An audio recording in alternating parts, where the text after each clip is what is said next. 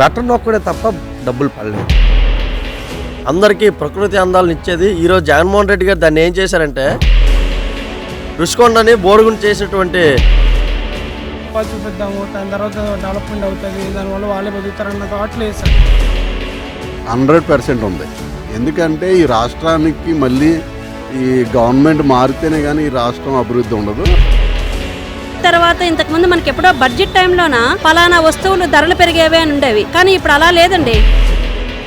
170 సీట్లు వస్తాయి. ఎలాగొస్తాయంటే డిపాజిట్లు కూడా రాకుండా వస్తాయి. అదే రాష్ట్రాన్ని తాకట్టు పెట్టేసి డబ్బు తెచ్చి పంచి పెడుతున్నాడో తెలీదు. జనాలు డబ్బు పడితే నాకు ఓట్లు వేస్తారు, అదే ధీమాతో ఉన్నాడు. 100% ఈరోజు ఆంధ్రప్రదేశ్ మన భారతదేశంలో ఫస్ట్ స్థానంలో ఉంది. ఎందుకంటే ఈరోజు జగన్మోహన్ రెడ్డి గారు పాదయాత్రలో ఏం చెప్పారు, యువత అందరికీ ముద్దులు పెట్టి గుద్దులు గుద్దే పరిస్థితి వచ్చింది.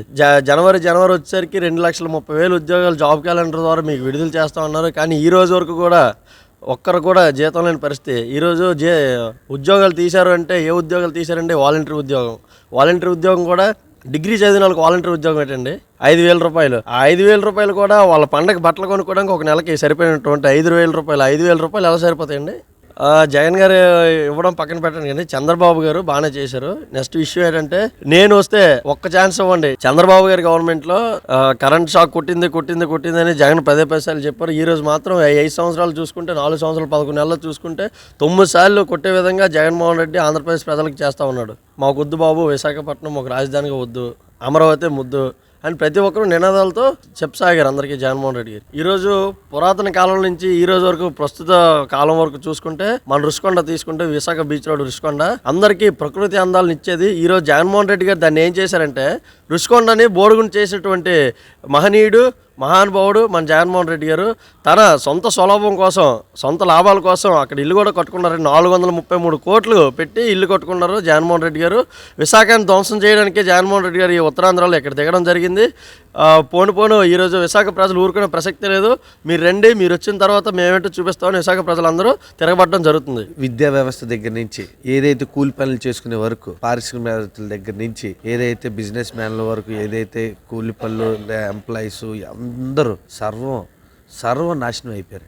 ఎందుకు ఈ మాట్లాడారంటే, అంటే నాశనం అనే పదం వాడానంటే కారణం ఉంది. ఎందుకంటే విద్యార్థులు విద్యాభ్యాసం చేసిన తర్వాత ఏం కోరుకుంటారు? ఉద్యోగం కోరుకుంటారు. సగటు విద్యార్థికి, ఉపాధ్యాయుడికి ఉద్యోగం లేదు. ఉద్యోగం ఏదైనా పోనీ గవర్నమెంట్ జాబ్ కోసమే కాకుండా ప్రైవేటు శాఖలు కూడా ఉద్యోగాలు లేవు. ఏదైతే జాబ్ క్యాలెండర్ అన్నారో, జాబ్ క్యాలెండర్ ఏదైతే పేరుకి నామకే వాసో 10,000 పోస్టులు రిలీజ్ చేసి అది కూడా ఈరోజు ఏర్పాటు చేయడానికి సాగలేదు. ఇంకో విషయం, మేనమామ నేను విద్య మొత్తం అందరికీ జాబ్ ఇస్తాను, మద్యం మొత్తం తీసేస్తాను, పెన్షన్ 3,000 ఇచ్చేస్తాను, కరెంటు బిల్లు, నిత్యావసర సరుకులు, ప్రత్యేక హోదా అన్ని సర్వం ఒక్కటి నవరత్నాలు అన్నారు. ఏంటి? Failure, total failure. నేనేదైతే అమ్మఒడి బటన్ నొక్కడే తప్ప డబ్బులు పడలేదు. చాలా మంది విద్యార్థులు కరెంటు బిల్లు ఎక్కువ వచ్చాయని చెప్పి వాళ్ళకి అమ్మఒడి కట్ చేశారు. కరెంట్ బిల్లు ఎందుకు ఎక్కువ వచ్చాయంటే 9 సార్లు పెంచారు. ఇప్పుడు గత ప్రభుత్వం, చంద్రబాబు నాయుడు ప్రభుత్వంలో వాళ్ళకి ఇచ్చే ఏదైతే వేతనం ఉందో వేతనం సరిపోయేది. ఎందుకు?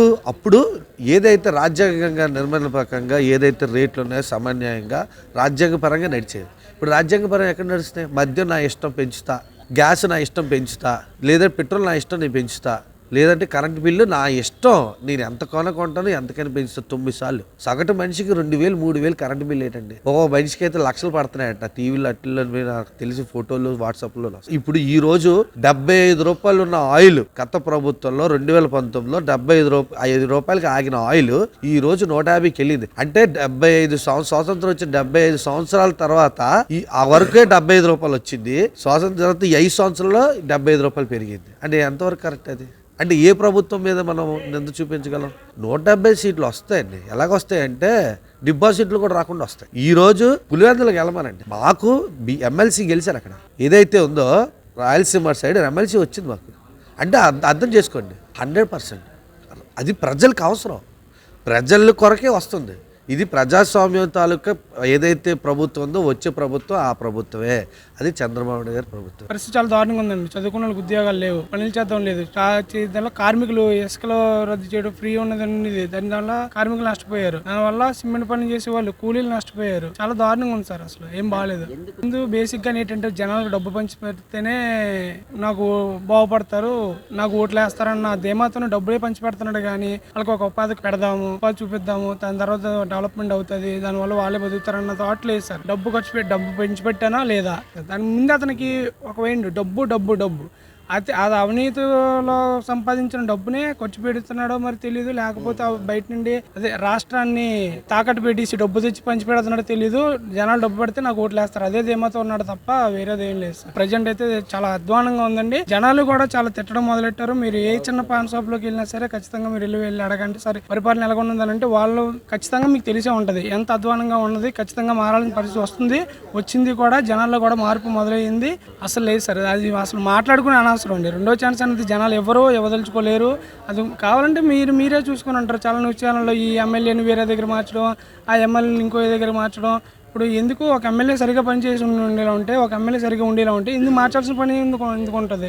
అది ఎందుకు ఓడిపోవటం భయంతోనే వేరే ఎమ్మెల్యేని తెచ్చడం, కొత్త తేవడం, ఇతను బాగా చేస్తాడని అనుకోవడం తప్పించి జనాలు కూడా అంత తెలివితో వాళ్ళు అయితే లేరండి. ఖచ్చితంగా మార్చడానికి చూస్తున్నారు, మారుస్తారు కూడా. ఖచ్చితంగా ఉందండి, 100% కూడా ఉంది. లాస్ట్ టైం కూడా విడివిడిగా పోటీ చేయడంలో ఓటు బ్యాంక్ అన్నది చీలిపోయి ఉంది. దానివల్ల ఏమొచ్చి ప్లస్ ఏమొచ్చి వైఎస్ఆర్సీపీకి వెళ్ళిపోయింది. ఈసారి జనాలు వ్యతిరేకత ఓట్లు కూడా ఉన్నాయి కాబట్టి, వ్యతిరేక ఓట్లు కూడా సంపూర్ణంగా ఉన్నాయి కాబట్టి ఈ రెండు పార్టీలు కలిపేయడం వల్ల కలిసి ఉంటే లాస్ట్ టైమే ఏకంగా ఒక 100 సీట్ల దాకా టీడీపీకి వచ్చి ఉండి కూటమికి వచ్చి ఉండదు. ఇప్పుడు అది ఉన్నది. దాంతో ప్లస్ ఇది వ్యతిరేకత ఓటు కూడా ఇందులో పెట్టడంలోని ఇది కూడా ఖచ్చితంగా ఉంటుంది సార్. ఆశావాదులుగా బతుకున్న వాళ్ళకి నిరాశ ఎదురవుతుంది. ఉచితంగా పథకాల పేరుతో అనవసరంగా ఉద్యోగస్తులు రోడ్డుల బారిన పడుతున్నారు. కష్టపడిన వాళ్ళకి ఫలితం తక్కువ, అనవసరమైన వాళ్ళకి వీటి వలన అనేక ప్రలోభాలకు గురయ్యి వాళ్ళు లబ్ధి పొందుతున్నారు. కష్టపడిన వాళ్ళు చాలా వెనుకడుగు వేస్తున్నారు. అభివృద్ధి చేయడానికి మన దగ్గర ఏమైనా ఉంటే కదండి, పథకాలు ఉన్నాయి కానీ అవి చాలా ఎక్కువైపోతుంది. పరిపాలన మారాల్సిన అవసరం అయితే ఉంది. ఆర్థిక పరిస్థితి పూర్తిగా తగ్గిపోతుంది. ఉద్యోగస్తులందరూ కూడా నిరాశ చెంది ఆర్థికంగా వెనుకబడి కుటుంబాలు రోడ్డున పడిపోతున్నాయి. ఉన్న ఉద్యోగస్తులకే జీతాలు లేకపోతే నిరుద్యోగుల సమస్య ఎక్కడ తీరుతుందండి? మనం వ్యక్తులను బట్టి ఎన్నుకున్నట్టయితే మనందరం కూడా విద్యార్థికులు. అందువల్ల ఏంటంటే వ్యక్తి యొక్క పరిపాలన ఏ విధంగా చూసి మనం ఎన్నుకున్నట్టయితే ఈ పార్టీలన్నీ కూడా మనల్ని ఏం చేయలేవండి. మొత్తానికైతే అందరి దగ్గర నుంచి వచ్చే మాట మారితే బాగుంటుంది, మన సమస్యలు కొంతన్నా తీరొచ్చని ఆశపడుతుంది. 5 ఏళ్ల పరిపాలన అంటే ఈ రోజు వరకు జగన్మోహన్ రెడ్డి గారు బయటికి రాలేదండి. అనేక మంది ఉద్యోగులు రోడ్డు మీద పడ్డారు. మీరు చూస్తూనే ఉన్నారు, ఎక్కడ చూసినా సమ్మెలు ప్రతి డిపార్ట్మెంట్ నుండి కూడా సమ్మెలను బయటకు వస్తున్నారు. అదే విధంగా కోవిడ్ తర్వాత ఇంతకు ముందు మనకి ఎప్పుడో బడ్జెట్ టైంలోన ఫలానా వస్తువులు ధరలు పెరిగేవి అని ఉండేవి. కానీ ఇప్పుడు అలా లేదండి. అది ధరలు ఎందుకు పెరుగుతున్నాయో ఎలా పెరుగుతున్నాయో తెలియట్లేదు, జీతాలు మాత్రం పెరగట్లేదు. ఒక సామాన్య మనిషి జీవితం కూడా కష్టమైపోతుంది. వైజాగ్ లాంటి సిటీలోన రోజువారీ కూలీ గానీ లేదా ఒక 10,000 20,000 వచ్చే పర్సన్ గానీ ఇంటి అద్దెతో పాటు పిల్లల చదువులతో పాటు ఇవన్నీ కూడా జీవించడం చాలా చాలా కష్టసాధ్యంగా మారింది. ఎవరు కూడా పిల్లల్ని బాగా చదివించుకునే స్టేజ్ లో గానీ ఇంటి అద్దెలు కట్టే స్థితిలో కూడా లేరు. ప్రభుత్వం మారింది కానీ ఈ ప్రభుత్వం ఏం తీసుకొచ్చింది అనేది మనం ఎవరమో కూడా చూపించలేకపోతున్నాం. ఒక ఏదో ఇనాగ్రేషన్ అవుతుంది లేదా ఒక ఓపెనింగ్ అవుతుంది అంటే జగన్మోహన్ రెడ్డి గారు బటన్ నొక్కారని చెప్తున్నారు తప్ప ఆయన ఎప్పుడు వచ్చి బయటకు వచ్చి మాట్లాడింది కానీ ఏమీ కూడా చూడలేదు. ఒక్క పాదయాత్ర టైంలో మాత్రమే ఆయన బయటకు వచ్చి మాట్లాడారు తప్ప ప్రజలతో ఎక్కడ మాట్లాడినట్టు కూడా ఎప్పుడు రాలేదండి. తర్వాత ఎక్కడ వచ్చి కూడా ఆయన సచివాలయం అక్కడ మన సెక్రటరియట్ దగ్గర కూడా ప్రజలతో ఎక్కడ మాట్లాడినట్టు కూడా ఎప్పుడు రాలేదండి. ప్రజలకి ఏం చేశారంటే సపోజ్ మేము ఎక్కడైనా ఒక బ్యాంక్కి వెళ్ళాం అనుకోండి, బ్యాంక్కి వెళ్ళేటప్పుడు అక్కడ డబ్బులు తీసుకోవడానికి ఎవరైతే లబ్ధి పొందారో వాళ్ళే లేడీస్ వస్తారు. వచ్చేటప్పుడు ఏమంటారంటే మాకు డబ్బులు వచ్చేటప్పుడు తీసుకున్నామండి. నేను ఒకరోజు బ్యాంక్కి వెళ్ళాను. బ్యాంక్కి వెళ్ళేటప్పుడు ఒక ఆవిడ వచ్చింది, అమ్మ ఎందుకు వచ్చామంటే నాకు ఒక 30,000 పడిందమ్మా, 30,000 తీసుకోవడానికి వచ్చాను అంది. ఆ బ్యాంక్ అనేది SBH బ్యాంక్ మారి అన్ని సంవత్సరాలు అయిపోతున్నా కూడా SBIలోకి విలీనం అయినా కూడా ఆవిడ SBIలోకి ఇంకా మారలేదు, పాత బుక్ పట్టుకునే వచ్చింది. దేనికోసం అంటే ఆవిడ బుక్ను వాడకుండా ఉన్నది స్టేట్ బ్యాంక్ ఆఫ్ హైదరాబాద్లో ఉన్నది. SBIలో మారిన తర్వాత అన్ని సంవత్సరాల తర్వాత కేవలం ఈ డబ్బుల కోసమే ఆవిడ వచ్చిందంటే మాకు చాలా ఆశ్చర్యం అనిపించింది. అంటే ఏంటంటే జనాలు డబ్బులకి బాగా అలవాటు పడిపోయారు. కష్టపడి పని చేయాలి, మేము ఎవరికైతే కష్టపడితే వాళ్ళకే మనకి ఉపాధి కలుపుతుంది అనేది లేదు. జగన్మోహన్ రెడ్డి గారు ఈజీగా డబ్బులు వేస్తారు కదా, ఏదో ఒక టైంకి వస్తున్నాయి, ఫ్రీగా వేస్తున్నారు కదా. ఈ వేసిన మనుషుల్లో ఎంతమంది ఆయనకు ఓటేస్తారో అనేది తర్వాత విషయం కానండి. ఊరికినే డబ్బులు మాత్రం పంచిపెడుతున్నారు. ఒక పద్ధతి పాడు లేకుండా ఎవరికి పడితే వాళ్ళకి అంటే ఓట్ బ్యాంక్ ఎలా ఉందంటే ఓటింగ్ టైంలో డబ్బులు పంచేవాళ్ళు విన్నాం, కానీ 5 సంవత్సరాల్లో ప్రతి సంవత్సరం కూడా డబ్బులు పంచేవాళ్ళని ఈయన్నే చూసామండి. బాగుంటుందని చెప్పలేమండి. ఏదైతే జగన్మోహన్ రెడ్డి గారు కొన్ని పథకాలు ప్రకటించారో ఈయన కూడా అవి ప్రకటిస్తున్నారు. సో ఇంత లోటు బడ్జెట్లోన అసలే దివాలాలో ఉంది రాష్ట్రం అనుకునే టైంలోన ఆయన కూడా కొన్ని ప్రకటించడం మాకు చాలా విడ్డూరంగా ఉంది. అంటే ఏంటి, అవి ప్రకటించే స్థాయిలోన ఆ ప్రభుత్వం కూడా ఉందా, ఆ ప్రభుత్వం కూడా ఆలోచించే నిర్ణయం తీసుకుంటుందా అనేది మాకు అర్థం కావట్లేదు. ఎందుకంటే అమ్మఒడి ఉందనుకుంటే అమ్మఒడి ఒక చెల్లెనికి ఇచ్చానని జగన్ అన్న అన్నారు, 2 పిల్లల్లో ఒకరుంటే ఒకరికి ఇస్తారని. ఇప్పుడు ఈయన వచ్చేమంటున్నారు 2 పిల్లలకి ఇస్తానంటున్నారు. ఈ డబ్బులన్నీ ఎవరండి? ప్రజలు కావా? ప్రజల నుండి తీసుకునే సొమ్ము. కానీ దేనికి ఉపయోగపడుతుంది, దేనికి ఇస్తున్నారు, దేనివల్ల ఇదంతా కూడా అవుతుంది అనేది ఏ ప్రభుత్వం కూడా ఆలోచిస్తున్నట్లేదు. మరి జగనన్న అంటే చంద్రబాబు నాయుడు గారు వచ్చేటప్పుడు ఈ ఎవరైతే డ్వాక్రా మహిళలు ఉన్నారో వాళ్ళని బయటకు బాగా తీసుకొచ్చారు. వాళ్ళ ద్వారా అప్పుడు లైవ్లీహుడ్ కార్యక్రమాలు చాలా చేశారు. వాళ్ళందరినీ కూడా బాగా ముందుకు తీసుకొచ్చారు. సో ఆ విధంగా ఏదైనా మనకి కార్యక్రమాలు చేసి కార్యక్రమాల ద్వారా మనకి ఏదైనా అవుట్పుట్ వచ్చి ఆ అవుట్పుట్ ద్వారా ఫైనాన్షియల్గా స్టెబిలిటీ అయితే పర్వాలేదు. కానీ ఊరికినే పంచడం ఏ ప్రభుత్వంకి మంచిది కాదండి. మారుతుంది, ఖచ్చితంగా మారుతుంది. ఎందుకంటే ఆయన అనుభవజ్ఞులు, చాలా వరకు చేస్తున్నారు. హైదరాబాద్ ఆల్మోస్ట్ ఆయన ఐటీ డెవలప్ చేసింది ఆయనే. సో మనకు కూడా ఆయన ఉండాలి, రావాలి. ఏదో రకంగా మాత్రం చంద్రబాబు నాయుడు గారు వస్తే మాత్రం ఖచ్చితంగా మార్పు అయితే ఉంటుంది. ఆంధ్రప్రదేశ్లో పరిపాలన అంతే ఎవరిని అడిగినా చెప్తారు. నన్ను నాకున్న అడగవసరం లేదు. ఎన్ని వర్గాల నుంచి కూడా ఎవరిని అడిగినా చెప్తారు. ఈ జగన్మోహన్ రెడ్డి వచ్చాడు, అంత ముందు ఎలా ఉందో ఇప్పుడు ఎలా ఉంది అనేది. ఎక్కడున్నాయి అభివృద్ధి అనేది ఎక్కడా లేదు. రోడ్లు లేవు, అభివృద్ధి ఎక్కడుంది? రోడ్లు లేవు. ఈ పరిపాలన అనేది ఏమీ లేదు. ఆయన ఏదో శుభ్రంగా తాడేపల్లి కంపలో కూర్చున్నాడు. ఇప్పుడు ఎలక్షన్ ఉంది కాబట్టి బయటకు వచ్చాడు. ప్రజలు అప్పుడు ఆల్రెడీ డిసైడ్ అయిపోయారండి. ఆయనకి ఇవ్వడానికి సంగతి తెలుసు. ఇప్పుడు అందుకనే ఎమ్మెల్యేలు అటు ఇటు మార్చడం.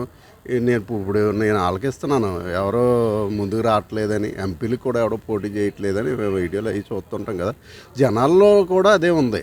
ఇప్పుడు అమరావతి రాజధాని చేయకుండా 3 రాజధానులు అంటే ఈ పథకాలకు డబ్బులు అయ్యి ఉండవు అనే ఉద్దేశంలో ఏదో డ్రామా అని చెప్పేసి అందరూ అంటున్నారు కదా.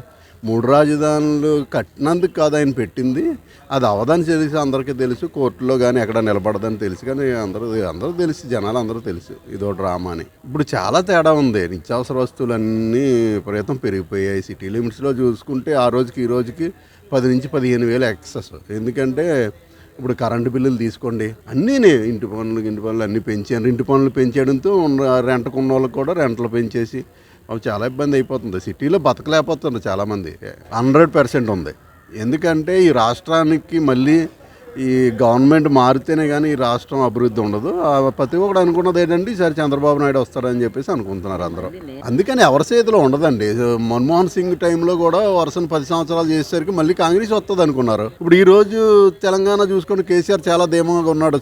కార్లు అయ్యి మళ్ళీ బుక్ చేసుకున్నాడట 2వ రోజు. ఇప్పుడు ఈరోజు చూసుకుంటే జనాలు ఏంటంటే భయపడిపోయి, ఆంధ్రప్రదేశ్ పరిస్థితి ఏంటంటే ఇప్పుడు జగన్ మొన్నటి వరకు ఏం చేశాడు, ప్రతి ఒక్కళ్ళ మీద కేసులు పెట్టడం, ఈ భయపడిపోయి బయటకు రాలేదు. ఇప్పుడు చూడండి, ఇప్పుడు ఎప్పుడైతే ఎన్నికల దగ్గరికి వచ్చాయో ఇప్పుడు అన్ని వర్గాల వాళ్ళు బయటకు వస్తున్నారు. ఇప్పుడు అంగన్వాడీ వాళ్ళు చేస్తున్నారు, మన జీవీఎంసీ కార్మికులు చేస్తున్నారు. ప్రతి ఒక్కరు ఎవడు చేయలేదని చెప్పండి, ఎవడు ఆనందంగా ఉన్నాడో చెప్పమనండి. 100% పరిపాలన మారుతుంది. ఇంకా మారాలని ఏమీ లేదు. మేము చూస్తున్నాం కదా, గ్రౌండ్ లెవెల్లో తిరుగుతాం కదా. ప్రతి 10 మందిలో 9 మంది చంద్రబాబు నాయుడు రావాలి, ఈ జగన్మోహన్ రెడ్డి రాకూడదు అనుకుంటున్నారు 100%.